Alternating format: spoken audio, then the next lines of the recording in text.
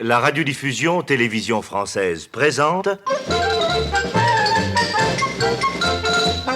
Les aventures de Tintin d'après Hergé, un feuilleton radiophonique de Nicole Strauss et Jacques Langeais, réalisé par René Villemet.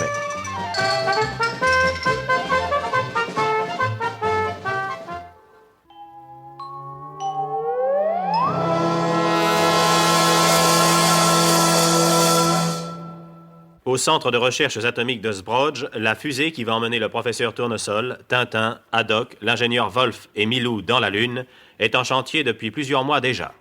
Aujourd'hui, on a procédé aux essais du scaphandre qui devrait permettre à nos amis de supporter le voyage. C'est le capitaine Haddock, qui sert de cobaye dans cette expérience, qui ne va pas sans mésaventure. Et notre fougueux capitaine se laisse aller à accuser le professeur Tournesol de faire le zouave. Faire le zouave, Tournesol, lui. Cet homme d'ordinaire si doux et timide bondit sous l'insulte, et tirant par la main Haddock dans son scaphandre, il l'entraîne à toute vitesse à travers l'usine atomique. Sans reprendre son souffle, il traverse un hall, puis un autre, pour arriver enfin dans un grand garage. Rien ni personne ne peut l'arrêter. Tintin et Milou suivent, pantelants et inquiets. Ah, je fais le zouave. Allez, en avant. Asseyez-vous dans cette jeep et pas de discussion. Allez, nous partons. Mais nous partons où ça? Mais nous partons. Allez, montez. Bonjour, professeur, bonjour. Voulez-vous signer le registre de sortie? De grâce, monsieur, ne le laissez pas partir. Arrière, poussière. Mais laissez-moi. Mais laissez-moi. Je fais le zouave, entendez-vous? Je fais le zouave. Mais arrêtez-le! Arrêtez-le! Ils sont partis sans autorisation! Arrêtez-le!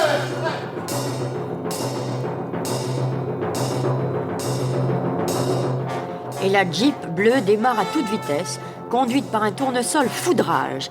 Haddock, à côté de lui, a bien du mal avec son scaphandre à trouver une position stable.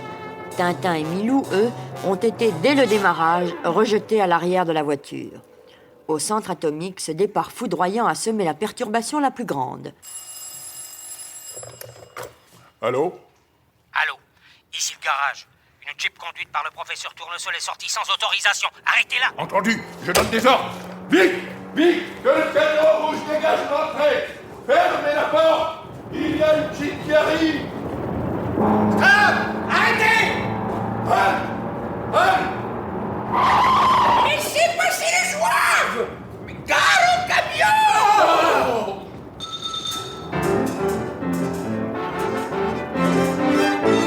Eh bien, j'en connais qui ne doivent pas être à leur aise. Le bolide, piloté par Tournesol, a passé de justesse entre les deux battants de la porte qui se refermait. D'une embardée, il a doublé un camion de charbon qui sortait. Et de justesse, l'a évité. Aïe, aïe, aïe, aïe, cette fois, c'est l'accident! Non, pas encore. Mais il s'en est fallu de peu. Grâce à un double virage sur deux roues, la Jeep a évité un camion jaune sur sa droite et un autre bleu sur sa gauche, qui venait en sens inverse. Et qu'on se le dise, hein? Un de ces jours, j'apprendrai à conduire, moi. À notre époque, un homme doit savoir conduire une auto.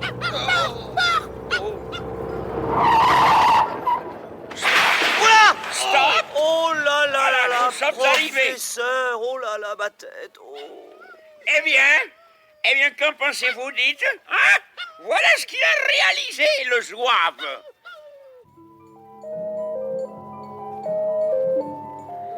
Tintin et Haddock, revenus de leur vol plané sur le capot de la Jeep, restent sans voix. Devant eux, au milieu d'une vallée, la fusée. Immense, impressionnante. Un énorme cigare, un rectangle rouge et blanc d'une 50aine de mètres de hauteur. À la base, 3 grands ailerons rouges, pointant vers le ciel, le radar radio. De chaque côté, 2 tours de montage de 8 étages, se déplaçant chacune sur 12 roues de 2 mètres de diamètre.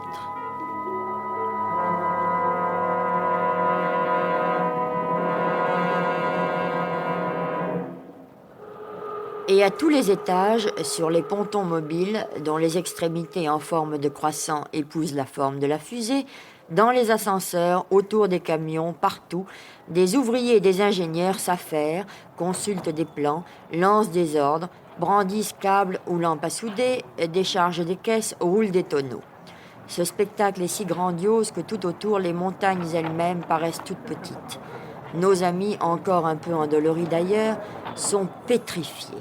Eh bien, qu'en dites-vous, hein?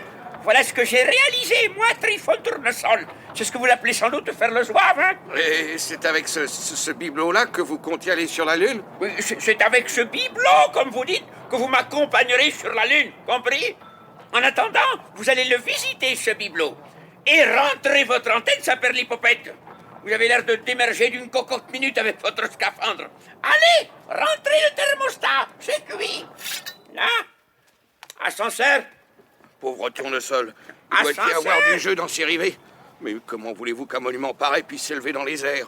Autant jouer du cornet à piston devant la tour Eiffel en s'imaginant qu'elle va danser la samba. C'est vraiment impressionnant. Mais enfin, c'est impossible, ça ne tient pas debout. Et attention, capitaine, le camion! Oh, espèce de chauffard! Brut! Écraseur! Cyclotron!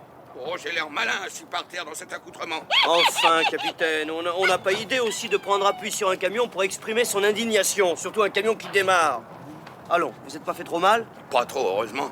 Espèce de Librius! Chauffeur du dimanche! Puis tes contrats! Mais qu'est-ce qu'ils font? Mais qu'est-ce qu'ils font? Vous n'êtes pas honteux, non? Faire le pitre devant tout le monde? Allons, debout! Mais professeur, c'est le camion qui a démarré. Bien, non, debout! L'ascenseur nous attend.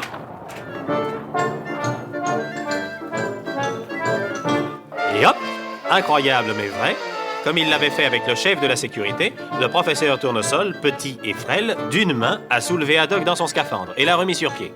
Avec la même énergie, la même force extraordinaire, il le traîne jusqu'au pied d'une des tours de montage. Tintin et Milou courent derrière.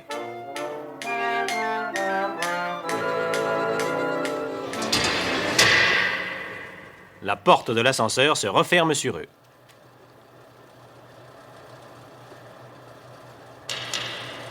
Les étages ont défilé, 6e, 7e, les voici presque au sommet de la fusée.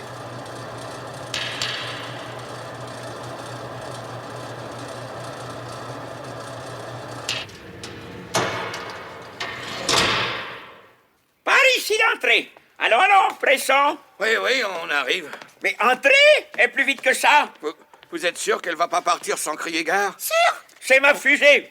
Et c'est moi qui commande. Je fais le zouave. Je fais le zouave. Pas plus rassurés que ça, nos amis, en mettant le pied dans la fusée du professeur Tournesol. Pendant ce temps, Miller et son ami le baron, qui eux non plus n'ont pas renoncé à leur projet, sont tenus très au courant de tout ce qui se passe à Sprogge. Allô, oui. Ici Miller KM2.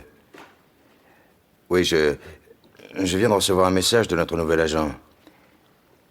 Le départ aura lieu dans un mois, le 3 juin à 1h34. Oui, c'est cela. Envoyez-moi le colonel Jorgen. Merci.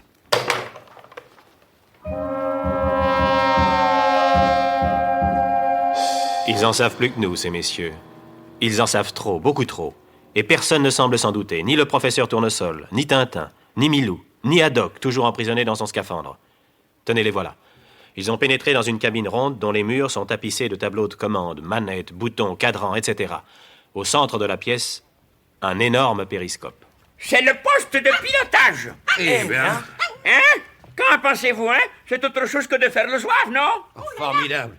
Et à quoi servent tous ces trucs et tous ces machins? Tous ces trucs et tous ces machins, monsieur, ce sont des instruments de navigation et de contrôle. Sur le grand tableau de bord sont réunies les commandes du moteur atomique, celles du moteur auxiliaire, le radar, la radio, le téléviseur, le régénérateur d'air automatique, etc. Très intéressant, professeur. Oui, bien sûr, très intéressant. Alors, à gauche du tableau de bord, les bonbonnes d'oxygène. Au centre de la cabine, le périscope et son écran de projection. Vous aurez, croyez-moi, tout le loisir de vous familiariser avec ces appareils. Le loisir, il appelle ça le loisir. Quoi? Qu'est-ce que vous dites? Rien, je ne dis rien. Bon, alors à cette place, il y aura le laboratoire actuellement en cours de montage. Étonnant, prodigieux.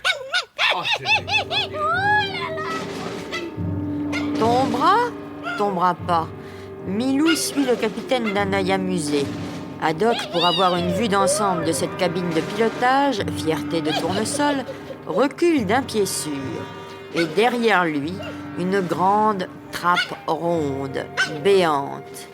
Tombera pas.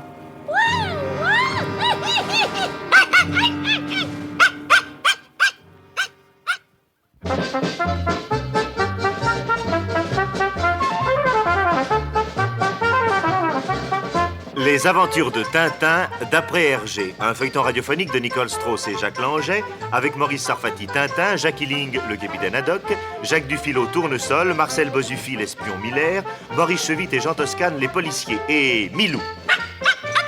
Chef opérateur du son Jean-Just Forgue, bruitage et effets sonores Joël Noël, musique originale de Vincent Vial, assistante Michel Pietri, réalisation René Villemet.